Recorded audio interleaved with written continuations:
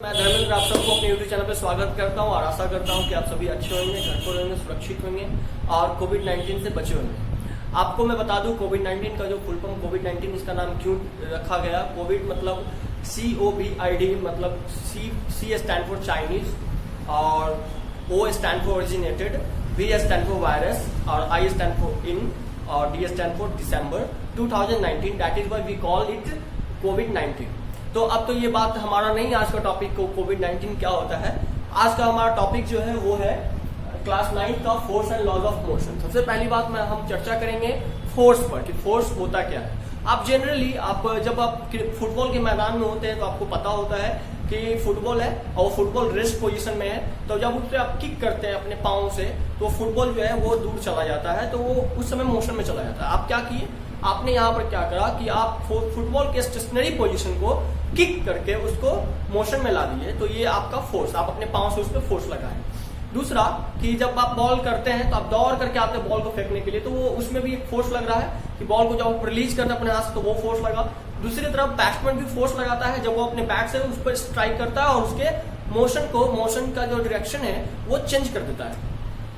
उसके बाद इस तरीके से जब आप एक मान लीजिए कि एक रसगुल्ला है उसमें भी फोर्स लगता है और उसकी वजह से फोर्स से उसका शेप चेंज हो जाता है और साइज भी चेंज हो जाता है। उस तरीके से एक स्प्रिंग है, आप स्प्रिंग को ऐसे खींचते हैं तो खींचने के बाद वो उसका जो है शेप साइज चेंज हो जाता है, तो इसको हम लोग फोर्स लिटरली हम इसका दो डेफिनेशन में आप लिखे हैं।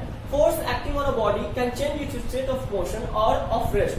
फोर्स जो है किसी भी बॉडी पे, बॉडी मीन्स होता है सामान, किसी भी चीज पे कोई भी चीज हो उस पर जब फोर्स हम लगाते हैं तो वो क्या करता है कि उसके मोशन को बदल देता है और अगर वो रेस्ट में है तो रेस्ट से भी उसको मोशन में ला देता है, तो ये फोर्स का काम है। दूसरा डेफिनेशन हम लिखे हैं कि force is a push or pull which change or tend to change the state of rest of uniform motion. तो फोर्स क्या है, फोर्स का मतलब होता है कि वो किसी चीज पुश और पुल यानी कि धक्का देना और खींचना, तो ये दो चीज करने से किसी चीज में बदलाव आ जाए। किस चीज में बदलाव आएगा तो उसके रेस्ट के स्टेट को में बदलाव आ जाएगा, मोशन में बदलाव आ जाएगा और मोशन के दिशा मतलब किस दिशा में वो मोशन में है उस दिशा को जब बदल देगा और या शेप और साइज बदल देगा तो इसको हम लोग फोर्स कहेंगे। तो फोर्स क्या है, फोर्स वेक्टर क्वांटिटी है। वेक्टर क्वांटिटी का मतलब जिसमें मैग्नीट्यूड भी होता है और डायरेक्शन भी होता है। मैग्नीट्यूड मतलब लेंथ और डायरेक्शन मतलब जो दिशा आप ऑलरेडी जानते हैं।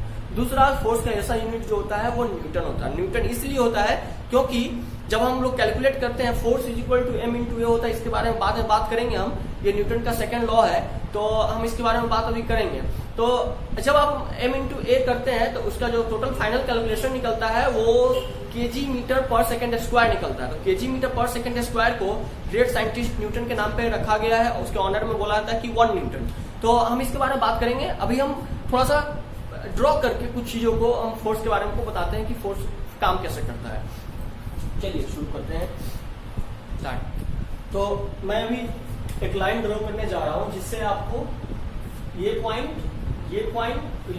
क्लियर हो जाए।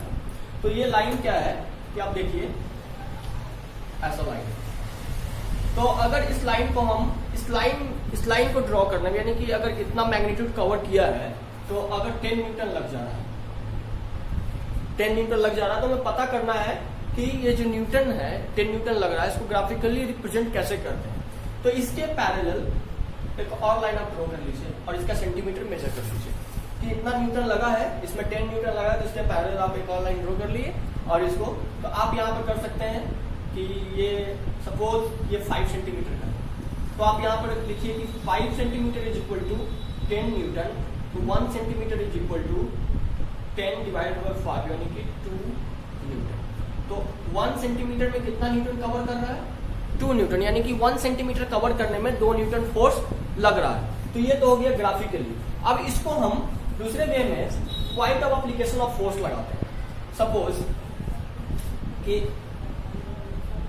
यहां पर A है, ये B है और यहां पर F, ये फोर्स का पॉइंट है। तो यहां से point of application of force का मतलब कि जहां से फोर्स लगना शुरू हुआ, तो कहां से फोर्स लगना शुरू हुआ, तो यहां से F पे आकर के फोर्स लगा, यानी कि ये कॉपी है। जैसे मान लीजिए ये टेबल है बड़ा सा, टेबल पे ये कॉपी रखा हुआ है, बुक रखा हुआ है, सॉरी ये बुक।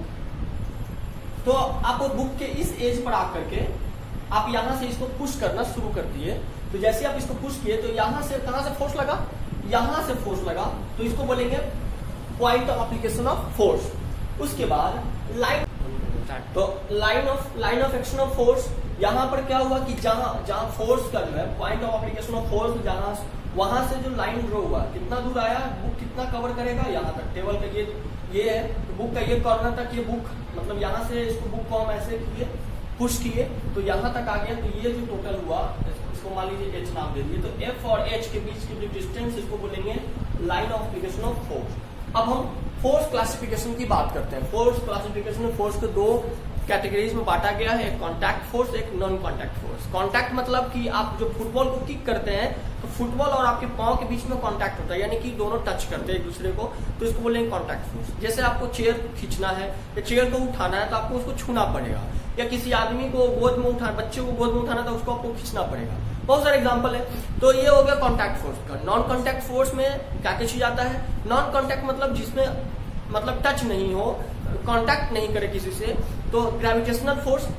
तो ग्रेविटेशनल फोर्स में क्या होता है कि कांटेक्ट नहीं करते हम लोग, तो ये नॉन कांटेक्ट हो गया। उसके बाद इलेक्ट्रिकल फोर्स, मैग्नेटिक फोर्स, इसमें भी आप क्या करते हैं, चुंबक मतलब कोई आयरन रड होता है या कोई आयरन पीस ऑफ आयरन होता है, तो उसको आप दूर रखते हैं और चुंबक से यानी कि मैग्नेट से आप दूर उसको खींचते हैं, तो वो बिना टच हुए यानी कांटेक्ट में आए वो फोर्स काम करता है। तो ये हो गया classification of force. Resultant force का मतलब क्या होता है कि बहुत ही सिंपल है। आप एवेंजर देखे होंगे, एवेंजर सीरीज मार्वल स्टूडियो का, MCU का, उसमें आप हल्क के बारे में जानते ही है कि जब हल्क पे बहुत सारा जैसे कि 3, 4 और 5 अटैक कर देता है, तो हर हल्क जो है फिर उसको अकेले जब उसको सब फोर्स उस पर अप्लाई करता है, सभी के सभी 3-4 लोग मिलकर के उसको फोर्स अप्लाई करता है, तो हल्क उसको अपने झटका से दूर फेंक देता है। तो ये जो हल्क जो लगा रहा है वो रिजल्टेंट फोर्स को शो कर रहा है कि किसी एक बॉडी पे बहुत सारा फोर्स लगा हुआ और वो बॉडी फोर्स को, अपने अंदर के फोर्स को कलेक्ट करके उन सभी फोर्स को नाकाम कर देता है, तो उसको हम लोग बोलेंगे रिजल्टेंट फोर्स। उसके बाद बैलेंस फोर्स। बैलेंस फोर्स का मतलब जैसे टग ऑफ वॉर आप गेम देखते हैं, मान लीजिए कि अब दूसरे एक लाइन है टग ऑफ वॉर, ये इस तरफ खींचा जा रहा है और इस पॉइंट से, और इसको इस तरफ खींचा जा रहा है, इस तरफ। इधर भी 10 न्यूटन लग रहा है और इधर भी 10 न्यूटन लग रहा है फोर्स, 10 न्यूटन। तो दोनों तरफ सेम है, इधर भी 10 इधर भी 10, तो ये किसी भी तरफ कोई चेंजेस नहीं आएंगे इसके अंदर में। अब जिस तरफ दोनों तरफ जब फोर्स सेम होता है, जैसे आप दीवार में जब धक्का देते हैं तो जितना फोर्स आप लगा रहे हो तो उतना ही दीवार भी लगेगा, न्यूटन का थर्ड लॉ को भी शो करता है। तो इससे क्या होता है, कुछ बदलाव नहीं आता, कुछ चेंजेस नहीं आता, उसको बोलेंगे बैलेंस फोर्स। अनबैलेंस फोर्स की एक तरफ 10 न्यूटन है, दूसरी तरफ 15 न्यूटन है, तो किसी न किसी तरफ बदलाव आएगा ही आएगा। वही आप अगर मान लीजिए कि यहाँ पे दीवार नहीं है, कंक्रीट का दीवार नहीं है, किसी और चीज का जैसे कि कार्टून का है या थर्मोकोल का है, तब उसको जब धक्का देंगे तो गिर जाएगा, तो वो क्या हो गया, अनबैलेंस फोर्स इसको कहेंगे। तो ये सारा टॉपिक हमारा कवर हो गया है। इसके बाद वाला टॉपिक जो हम पढ़ेंगे गैलीलियोस लॉज ऑफ मोशन, इसके बारे में, कॉन्सेप्ट ऑफ मोशन, तो आपको इसमें समझ में आएगा। गैलीलियोस के लॉज ऑफ इनर्शिया बहुत ही फेमस है, जो न्यूटन के फर्स्ट लॉ से रिलेट करता है, इसके बारे में हम अभी पढ़ने वाले हैं। तो आप देखिए स्टार्ट। तो जो सबसे इंपॉर्टेंट है गैलीलियोस लॉज ऑफ मोशन या कॉन्सेप्ट ऑफ मोशन या लॉज ऑफ इनर्शिया, ये बहुत ज्यादा इंपॉर्टेंट है। आपको बता दूं कि जिस दिन गैलीलियो मरे थे उस दिन न्यूटन का जन्म हुआ था। ये बहुत ही कोइंसिडेंस है। तो गैलीलियोस को कैसे पता चला, उन्होंने कैसे कॉन्सेप्ट ऑफ मोशन दिया या लॉज ऑफ इनर्शिया दिया, उसके बारे में पहले जानते हैं। अब देखिए कि ये एक लाइन है, इसको A और B नाम दे देते हैं। एक इंक्लिनेशन पॉइंट ये हो गया, दूसरा ये हो गया। गैलीलियो ने क्या किया कि यहां से एक बॉल को रोल किया, तो ये बॉल जितना हाइट से इधर रोल किया उतना ही हाइट पे फिर इधर भी चला गया। फिर दूसरे में उन्होंने दूसरा जब इंक्लिनेशन में क्या किया कि पहले वाले को तो जितना था उतना ही रहने दिया और दूसरे वाले को थोड़ा सा इंक्लिनेशन कम कर दिया। तो इसमें भी वैसा ही हुआ कि बॉल जो है जैसे नीचे आया रोल डाउन हुआ और फिर ऊपर उतना ही डिस्टेंस पे चला गया, लेकिन यहाँ पर जो ये था उतना ही हाइट पर गया लेकिन डिस्टेंस बढ़ गया था। इस केस में डिस्टेंस बढ़ गया, हाइट सेम था लेकिन डिस्टेंस बढ़ गया। तीसरे वाले में उन्होंने पता लगाया कि एक तरफ ये इंक्लिनेशन को जितना था उतना ही रहने दिया, लार्जर इंक्लिनेशन, और दूसरी तरफ पूरा फ्लैट कर दिया। तो बॉल जो है यहाँ से लुढ़का और ये सीधा चला गया। तो इससे गैलीलियो को पता चला कि यानी कि कोई भी चीज वो अपने स्टेट में रहेगा, स्टेट ऑफ रेस्ट में है तो स्टेट ऑफ रेस्ट में ही रहेगा, स्टेट ऑफ मोशन में है तो स्टेट ऑफ मोशन में ही रहेगा, जब तक कि उस पर कोई एक्सटर्नल फोर्स आकर के अप्लाई नहीं होता है। तो मतलब यहाँ पर क्या हो रहा है कि यहाँ पर एक्सटर्नल फोर्स, ये दूसरा इंक्लिनेशन है कि जब यहाँ से बॉल रोल डाउन हुआ तो यहाँ पर आकर के इसको एक्सटर्नल फोर्स ये लगा रहा है तो ये रुक गया, यहाँ पर एक सेम हाइट पर आकर रुक गया।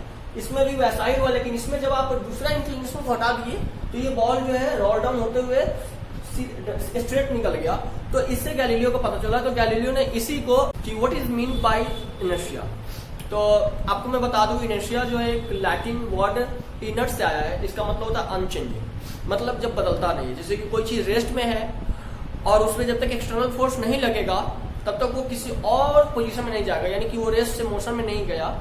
जैसे अगर चेयर एक रखा हुआ है और वो चेयर तब तक रेस्ट में रहेगा जब तक कोई आदमी उसको आकर के उठाकर दूसरी जगह नहीं ले जाएगा। तो वो जो रेस्ट में रहने का जो उसका फितरत है चेयर का, उसको ही बोलते हैं इनर्शिया। अब अगर कोई बॉल है, उसको किक किए, वो बॉल जा रहा है, जब तक उस पर कोई एक्सटर्नल फोर्स नहीं लगेगा, आपको हम बताएंगे कि एक्सटर्नल फोर्स, आप कहेंगे कि सर बॉल तो जाते जाते रुक जाता है, उस पर एक्सटर्नल फोर्स काम करता है। फ्रिक्शन और एयर, ये दो एक्सटर्नल फोर्स के रूप में काम करता है। जब कोई इंसान कोई अलग से फोर्स नहीं लगाता है तो ये दो फोर्स ऑटोमेटिक लग जाता है, फ्रिक्शन हो या एयर में भी फ्रिक्शन होता है। तो इस वजह से तो उसमें भी लॉज ऑफ इनर्शिया। तो मतलब कोई अगर रेस्ट में है और वो रेस्ट में ही रहता है तब तक, जब तक उस पर कोई एक्सटर्नल फोर्स नहीं आकर के उसके पोजीशन को चेंज नहीं कर देता, यानी कि स्टेट ऑफ रेस्ट या स्टेट ऑफ मोशन को चेंज नहीं करता है, तो उस फितरत को, नहीं बदलने वाला फितरत को हम लोग बोलते हैं इनर्शिया। ये बहुत इंपॉर्टेंट चीज था, इसके बारे में जानना हमें बहुत ज्यादा जरूरी था। इसके फायदे भी हैं और नुकसान भी हैं। इसका फायदा ये है कि जो चेयर का जो रेस्ट है, ये उससे बेनिफिट ये होता है कि आप जब चेयर में बैठते हैं तो आप एक जगह से दूसरी जगह अपने आप नहीं जा पाते और उस पर आप स्थिर बैठे हो, तो ये बेनिफिट हो गया। इसका नुकसान भी है, मतलब कि जब कोई बड़ा सा पत्थर होता है तो आपको पता है कि बड़ा सा पत्थर में वो बहुत हैवी होता है, तो उसको आपको जब मूव कराना होता है क्योंकि वो रेस्ट में है और उसमें आप कितना भी फोर्स लगा देंगे तो वो जो रेस्ट में रहने का जो इनर्शिया है उसका आप चेंज नहीं कर पाते हैं उसके पोजीशन को, तो ये एक नुकसान भी है। तो इस तरीके से हम अभी पढ़ेंगे। इनर्शिया 3 प्रकार का होता है, inertia of rest, inertia of motion और inertia of direction. Inertia of rest का मतलब होता है कि अभी ये बताया कि कोई चीज रेस्ट में और रेस्ट में ही रहता है, कोई ऑब्जेक्ट रेस्ट में और रेस्ट में ही रहता है, और जब तक उस पर एक्सटर्नल फोर्स आकर के उसके स्टेट को चेंज नहीं करता है तो उसको बोलते हैं इनर्शिया ऑफ रेस्ट, यानी कि वो रेस्ट में ही रहेगा। कोई मोशन में और मोशन में ही रहेगा जब तक कि उस पर कोई एक्सटर्नल फोर्स आकर के काम नहीं करेगा। इसका सबका हम एग्जांपल अभी देंगे।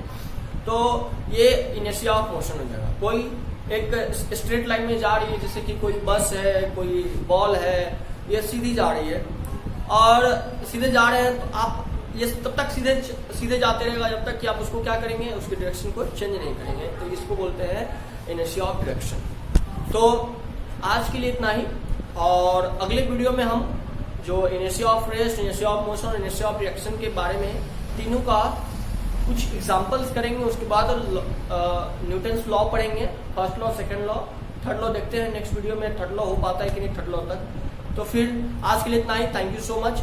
और आप सब घर में रहें, और अभी तो लॉकडाउन अनलॉक होना शुरू हो चुके, हम लोग अनलॉक होने लगा है, लेकिन आप कोशिश करें कि बेवजह बाहर नहीं जाए, क्योंकि लॉकडाउन खत्म हुआ है, वायरस तो भी है ही, ऐसा नहीं है।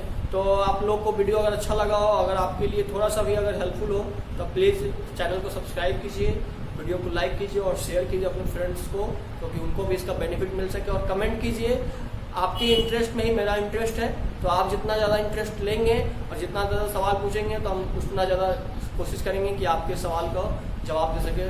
Thank you.